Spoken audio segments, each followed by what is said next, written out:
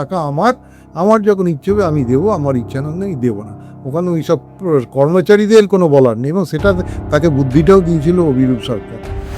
মানে ethical valueless লোক এরা, এদের আচরণ দেখলেই বোঝা যায়। তবে সবটাই নির্ভর করছে কিন্তু আমরা যদি জোরালো আন্দোলন বা ধর্মঘট করতে পারতাম তাহলে আমরা দাবিটা আদায় করতে পারতাম। হ্যাঁ, সে সময় দেওয়াটা কর্মচারী সমাজ নিশ্চয়ই মেনে নিত, কিন্তু একটা সদর্থক জিও যাকে বলা হয় গভর্নমেন্ট, ওটা সেই গভর্নমেন্ট আজ অব্দি এখনো পর্যন্ত বের হয়নি। এইখানেই কর্মচারী, বিশেষ করে গ্র্যান্টিং এর কর্মচারীদের ক্ষেত্রে এটা একটা হতাশার জায়গা। অন্তত আমরা যা বুঝছি তাতে এই কথাটার মধ্যে নিম্নমাত্র সত্যতা নেই, কারণ যারা বাস্তব অভিজ্ঞতা, আমি তো নিজে একজন বাস্তব ভুক্তভোগী। আমি 2016 থেকে 2019-এর মধ্যে যেটা আমার প্রাপ্য, আমার নিজেরটা তো নিজের করাই, এছাড়া আমি আমার সংগ্রামী যৌথ মঞ্চে অন্তত 30 জন লোকের এআইসিপিআই অনুযায়ী কত পাওয়া উচিত সেটা আমি হিসাবটা করে নিয়েছি। এই ঘটনার সঙ্গে মানে এই 65% দিয়ে দিয়েছি, মধ্যে কিন্তু 70% সম্পর্ক নেই। আর গ্র্যান্টিংয়ে কেউ একটা পয়সাও পায়নি, কারণ এত জোরালো বক্তব্য রাখবার মতন তাদের কারোরই সেই যোগ্যতাটা নেই। একমাত্র যদি পারতেন তারা ছিল গোপাল সুব্রমণিয়াম সেন, তাদের কিন্তু দুর্ভাগ্যবশত উনি এটাতে দাঁড়াতে পারছেন না। কর্মচারী বেশিরভাগ অংশই তার পক্ষে রয়ে যায়, এবং কোনো সরকারই তো ভালোবেসে কিছু দেয় না। যতটা না অধিকার করতে লড়াইয়ের জায়গা, তার থেকে অনেক বেশি রাজনৈতিক আনুকূল্য। এই কারণেই আমাদের ট্রেড ইউনিয়ন আন্দোলনটা এত বিয়ে, এবং পশ্চিমবঙ্গের ক্ষেত্রে কখনোই পশ্চিমবঙ্গের কর্মচারীরা সেই 52 সাল থেকে আজ অব্দি কখনো পাইনি। আমরা সব কিছু আদায় করে নিতে পারতাম কর্মচারী সমাজ, যদি আমরা একদিন হোক দুদিনের জন্য 100% স্ট্রাইক করতে পারতাম, যেটা ব্যাংকের কর্মচারীরা করে। ভারতবর্ষে যা কিছু ওই মানে বেতন সংক্রান্ত যা ইন্ডেক্স মানা হয় সেটা হচ্ছে একেবারেই এআইসিপিআই অনুযায়ী, এবং পেগুলো যে ফিক্সড হয় 10 বছর অন্তর যে পে কমছে সেটা হচ্ছে এআইসিপিআই এর ফর্মুলা মেনে। সুপ্রিম কোর্টে ডিএ শুনানির একটি মামলা ছিল, কি কি আপডেট পাওয়া গেল অস্থায়ী এবং স্থায়ী যারা সরকারি কর্মী তাদের উদ্দেশ্যে যদি এই তথ্যটি একটু শেয়ার করেন। প্রথমত কালকে একটা ব্যাপারতে প্রথমেই একটা কন্ট্রোভার্সি তৈরি হয়েছে। সেই কন্ট্রোভার্সিটা হচ্ছে যে সংগ্রামী যৌথ মঞ্চের তরফ থেকে গোপাল সুব্রমণিয়ামের তাড়ানোর কথা ছিল, কিন্তু শেষ অবধি দেখা গেল যে গোপাল সুব্রমণিয়াম ডায়াসে নেই। পরবর্তীকালে যখন মানে ইয়েটা শেষ হয়ে গেল, সবাই জবাব শেষ হয়ে গেছে, তখন ওই সংগ্রামী যৌথ মঞ্চের তরফ থেকে ভাস্করপুর যে বাইকটা দেবেন তার থেকে জানা গেল যে কিছু একটা বিবাদ তৈরি হয়েছিল করুণানন্দীর সঙ্গে, যেই ফলে চলে যান, মানে আদালত চত্বর ছেড়ে চলে যান। এবং যারা ওখানে সওয়াল করেছিলেন তারা ওই সমস্ত প্রসঙ্গগুলোই তুলেছিলেন। এক হচ্ছে যে মানে যে টাকাটা দেওয়া হয়েছে সেটা কিন্তু এআইসিপিআই মেনে নয়, সেটা একটা নিজস্ব তৈরি করা, একটা কাল্পনিক একটা নিজস্ব তৈরি করা ফর্মুলা অনুযায়ী সেটা দেওয়া হয়েছে, এবং গত সরকার যেটা ঠিক করে দিয়ে গেছিল কিছুটা, এই সরকারও সেটা গিয়ে ফলো করেছে। এবং এছাড়াও তাদের আরেকটা অভিযোগ ছিল, যারা ওখানে ডায়াসিস ছিলেন তাদের একটা অভিযোগ ছিল যে মালহোত্রা কমিটি কিন্তু এই মানে যারা আন্দোলনের জন্য যারা লড়াই করছে বা যারা কেসের পার্টি তাদের সঙ্গে কোনো রকম আলোচনা করেনি। তখন সুপ্রিম কোর্টের যা অবজারভেশন, মানে যিনি বিচারপতিদের অবজারভেশন, তাদের অবজারভেশন হলো যে মালহোত্রা কমিটির রিপোর্ট অনুযায়ী যে এটা দেওয়া হয়নি, এ ব্যাপারে তো ওরা না আমাদের কিছু অবগত করেনি, এক নম্বর। আর দ্বিতীয় কথা হচ্ছে যে এই যে ওরা আরেকটা অভিযোগ করেছিলেন যে মানে যারা এখন বর্তমানে কর্মরত রয়েছে তাদের টাকাটা 2 বছরের জন্য লকিং পিরিয়ডে থাকবে, অর্থাৎ প্রভিডেন্ট ফান্ডে নোশনালি জমা থাকবে, তারপরে সেই টাকাটা ওদের 2 বছর বাদে সেই টাকাটা অ্যাড হবে। তাই এইসব বিষয়গুলো তো সুপ্রিম কোর্টকে জানানো হয়নি, বা ওটা মূল রায়ের মধ্যেও ছিল না। তখন বলে এইগুলোর সাথে আমাদেরকে অবগত করা হয়নি। তাহলে আপনারা একটা কাজ করুন, মালহোত্রা কমিটির সঙ্গে আলোচনায় বসুন, বসবার পরে যে সিদ্ধান্তটা বেরিয়ে আসবে সেইটা লিখিত আকারে সুপ্রিম কোর্টের কাছে জমা দিতে হবে, এবং আজকে 2টোর পর সেই বিষয়টা নিয়ে পড়তে হবে। এইবার যেটা নিয়ে একটা কন্ট্রোভার্সি তৈরি হয়েছে সেটা হচ্ছে যে 998 FB এই 13/3/2000 ইয়েতে পূর্বতন সরকার একটা কথা বলে গিয়েছিল, সেটা হচ্ছে যে আমরা গ্র্যান্টিং এর ব্যাপারটা সিরিয়াসলি কনসিডার করছি। এটা হচ্ছে এই সরকারের তরফের, মানে এখানকার সরকারের তরফের ভূমিকা। আর যেটা আইনত, সেটাতে সুপ্রিম কোর্টের যে রায় ছিল সেটাতে বলা ছিল যে মানে এরিয়ার ডিউজটা is a legally enforceable right, আমি এটা EICPI অনুযায়ী দিতে হবে, এবং it is applicable for the employees of state of Bengal. এবার employees of the state of West বেঙ্গলের ইন্টারপ্রিটেশনটা নিয়েই এখন একটা কন্ট্রোভার্সি তৈরি হচ্ছে। আচ্ছা, কিন্তু যদি আমরা 1690 এফ ডেটেড হচ্ছে 13/3/2009, 23/2/2009, এই অর্ডারটা হচ্ছে মূল রূপা 2009-এর রূপার অর্ডার অর্থ দপ্তর, এই অর্ডারের ওপরে ভিত্তি করেই এই মামলাটা চলছে। এবং তার যে ঠিক পরবর্তী অর্ডার অর্থাৎ 1691 ডেটেড 23/2/2009, এইটাতে কারা কারা এর অন্তর্ভুক্ত, সেই রূপা 9-এর অন্তর্ভুক্ত, সেই রূপগুলো পরিষ্কার করে বলে দেওয়া আছে। এবং সেখানে কিন্তু টিচার, বোর্ড, কর্পোরেশন, আন্ডারটেকিং সবাই এই ইয়ের অন্তর্ভুক্ত। এমনকি যারা ওয়ার্কচার্ট এমপ্লয়ি তাদেরও এই ইয়ের মধ্যে অন্তর্ভুক্ত বলে এই কথাটা অর্থ দপ্তরের অর্ডারে বলা ছিল। কাজে এবং এর পরে যখন সংগ্রামী যৌথ মঞ্চ ওখানে পার্টি হয়, তখনও কিন্তু সংগ্রামী মঞ্চ তার পরিচয় যেটা দিয়েছিল সেটা হচ্ছে যে সকলেই কনফেডারেশন, যার মধ্যে টিচার, বোর্ড, কর্পোরেশন, আন্ডারটেকিং তার মধ্যেও আছে। তা সেই কারণেই যারা গ্যারান্টি নেট কর্মচারী তারা প্রত্যাশা করে আছেন যে ওই টাকার এরিয়ারের টাকাটাও বিয়ে করা হয়। তবে যে কথাটা বলা হয়েছে সেটা কিন্তু সর্বৈব মিথ্যা।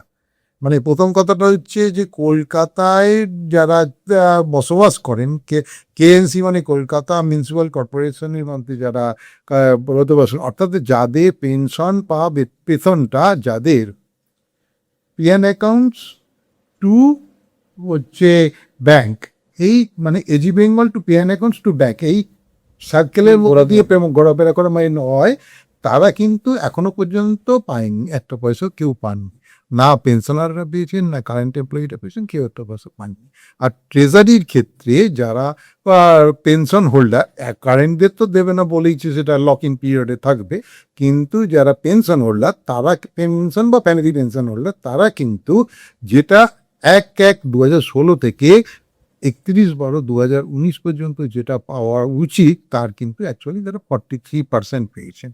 আর আগের যারা 2008 থেকে 2015-এর মধ্যে রেখেছে তারা কিন্তু খুব যৎসামান্য টাকা পেয়েছেন। যার ফলে যে বরাদ্দটা সুপ্রিম কোর্টের কাছে পেশ করা হয়েছিল যে 44,000 কোটি টাকা লাগবে এই পেরিয়ড, তার থেকে ম্যাক্সিমাম 4-5,000 কোটি টাকা বেশি খরচা হয়নি।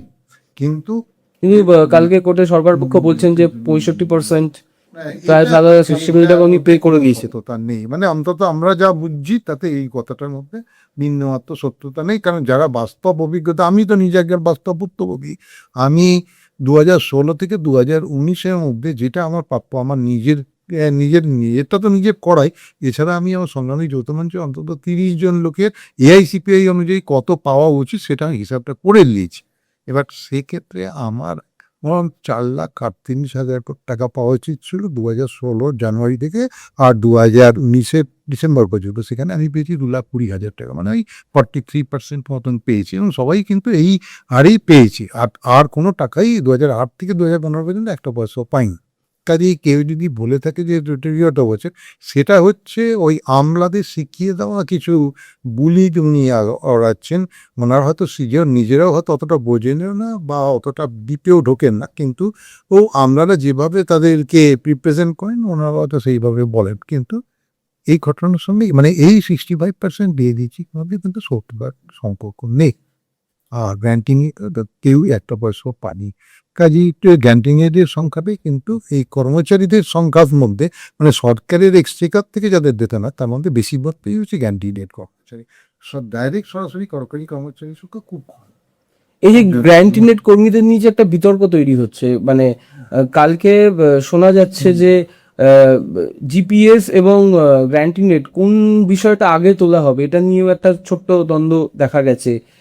সুব্রমণিয়াম স্যার বেরিয়ে যাচ্ছেন, এই যে বললেন যে বিগত সরকার একটা নোটিশ দিয়েছিল গ্র্যান্টিনেট কর্মীরাও ইনক্লুডেড, কিন্তু ইন্দ্র মালহোত্রা কমিটির রিপোর্ট অনুযায়ী গ্র্যান্টিনেট কর্মীদের কোনো কথাই নেই। 2009 থেকে 15 অব্দি কোনো টাকাই সেই অর্থে পাওয়া যায়নি। এতগুলো ইস্যু, এবং যেটা আপনি বললেন 2016 থেকে 2019 অব্দি 43%, আপনাদের হিসাব, কিন্তু সরকার বলছে 65%। না, এটা তো এখানে এই এত জটিলতা, এত কনফিউশন, এইটা মানে আমাদের দর্শকদের কি বলবেন, বা যারা অস্থায়ী কর্মী বা যারা সরকারি কর্মী তাদেরকে এই বিষয়টার উপর কি বলবেন? কতটা আশা? আজকেও রায় রয়েছে, আজকেও কি এই বিষয়গুলো নিয়ে কি তুলে ধরা হবে? মানে একটা তো মানে সাদা বিষয়, স্পষ্ট বিষয় আসা দরকার, সেটা তো হচ্ছে না। প্রথমত মানে একটা নিরাশার দিক হচ্ছে যে আজকে গোপাল সুব্রমণিয়াম থাকছেন না, আর উনি যতটা শক্তিশালী ভাবে ব্লিড করতে পারেন, অন্যরা কিন্তু ততটা যোগ্যতা মানের লোক নয়, এবং তার ফলে তারা কতটা সওয়াল জবাব করে এই গ্যান্টিংয়ের দিক জন্য বার করে নিয়ে আসতে পারেন, এই বিষয়ে আমি নিজে ব্যক্তিগতভাবে খুবই সন্দিহান। কারণ এত জোরালো বক্তব্য রাখবার মতন তাদের কারোরই সেই যোগ্যতাটা নেই। একমাত্র যদি পারতেন তাহলে সেটা গোপাল সুব্রমণিয়াম সেন, তাদের কিন্তু দুর্ভাগ্যবশত উনি এটাতে দাঁড়াতে পারছেন না। আর দ্বিতীয় মানে এখানে দাঁড়াচ্ছেন না, সেটা ভেতরে অন্তর্নিহিত কারণ আমার জানা নেই, এটাতে জানা নেই। কিন্তু আর যারা রয়েছে তারা কিন্তু সরাসরি সরকারি কর্মচারীদের সংগঠন, কাজে তারা তাদের স্বার্থ অনুযায়ী, তাদের যতটুকু প্রয়োজন সেই অনুযায়ী তারা তাদের বক্তব্য রাখবে। তাদের পক্ষে তো তারা ওই গ্যান্টিনের কথা বিবেচনাও করবে না, কারণ তারা সরাসরি সরকারি কর্মচারীদের সংগঠন, যে তিনটি পার্টি কেস করেছে। আর একমাত্র সংগ্রামী যৌথ মঞ্চই সবার পক্ষ হয়ে কেস করছে, কাজে তাদের পক্ষে সরাসরি গ্র্যান্টিনেটদের জন্য সওয়াল করাটাই স্বাভাবিক, কারণ তাদের বেশিরভাগ অংশটাই হচ্ছে গ্র্যান্টিনেট কর্মচারী। সেই কারণে তাদেরও বলার আর জায়গাটা হচ্ছে প্রথমত গ্র্যান্টিনেট, তারপরে কতটুকু পেলো, সেখানে কতটুকু পাওয়ার ক্ষেত্রে কতটুকু বঞ্চনা করা হয়েছে, এই ব্যাপারগুলো তোমার বিবেচনার মধ্যে আসবে। কিন্তু সংগ্রামী যৌথ মঞ্চের কাছে, তার কাছে কিন্তু প্রথম প্রতিপাদ্য বিষয় হচ্ছে যে গ্র্যান্টিনেটটা পাবে কি পাবে না, এবং সেই ব্যাপারে তাদের সহায়তা করবে। তবে বিষয়বস্তুটা ব্যাপার হচ্ছে কি, যে আমাদের পশ্চিমবঙ্গের ক্ষেত্রে ট্রেড ইউনিয়ন আন্দোলনেরই একটা বিরাট বড় দুর্বলতা আছে। সেই দুর্বলতাটা হচ্ছে যে যখনই যে সরকার আসে, কর্মচারী বেশিরভাগ অংশই তার পক্ষে রয়ে যায়, এবার কোনো সরকারই তো ভালোবেসে কিছু দেয় না, লড়াই করে আদায় করতে। এই লড়াই করে আদায়ের জায়গাটা নেই বলেই সারা ভারতবর্ষের কর্মচারী, ব্যাংক কর্মচারী, এলআইসি কর্মচারী, এমনকি সারা পৃথিবীর যে সমস্ত কর্মচারী, তারা কিন্তু অধিকারগত জায়গা থেকে একত্রে লড়াই করে। কিন্তু আমাদের এখানে যতটা না অধিকারগত লড়াইয়ের জায়গা, তার থেকে অনেক বেশি রাজনৈতিক আনুকূল্য। এই কারণেই আমাদের ট্রেড ইউনিয়ন আন্দোলনটা এত বিয়ে, এবং পশ্চিমবঙ্গের ক্ষেত্রে কখনোই পশ্চিমবঙ্গের কর্মচারীরা সেই 52 সাল থেকে আজ অব্দি কখনো পায়নি, এআইসিপিআই অনুযায়ী পায়নি। লড়াই করতে করতে শেষ পর্যন্ত কোর্টেতেও 10 বছর লড়তে হলো, কিন্তু 10 বছর লড়াই করার পরেও সুপ্রিম কোর্ট থেকে যখন রায়টা বেরিয়ে এলো, তখনও দেখালো তাদের নিয়েও নানান রকম জাল জুয়াচুরি, নানান রকম ফেরেববাজি করা হচ্ছে। এটা খুবই দুর্ভাগ্যের। এটারও মূল কারণ হচ্ছে যে আমরা সব কিছু আদায় করে নিতে পারতাম কর্মচারী সমাজ, যদি আমরা একদিন হোক দুদিনের জন্য 100% স্ট্রাইক করতে পারতাম, যেটা ব্যাংকের কর্মচারীদের পারে। কিন্তু এই দুর্বলতার কারণটা কিন্তু সরকার বোঝে বলেই কর্মচারীদের সঙ্গে এই ধরনের ছলনার আশ্রয় তারা নিয়ে থাকে। সব সরকারই নিয়েছে। তবে বিগত সরকার তো মানুষ বলেই মনে করতে হয়, তারা কুকুর, বেড়াল, তারপরে চোর ডাকাতের সরকার ইত্যাদি এতদিন অনশন করবার পরেও বা 3 বছর ধরে বসে থাকার তারা করে, এতবার আলোচনায় বসবার জন্য আবেদন করেও কিন্তু গত লোক বসে। কিন্তু এই সরকার আলোচনায় বসছেন, নিশ্চয়ই এটা একটা সদর্থক ব্যাপার।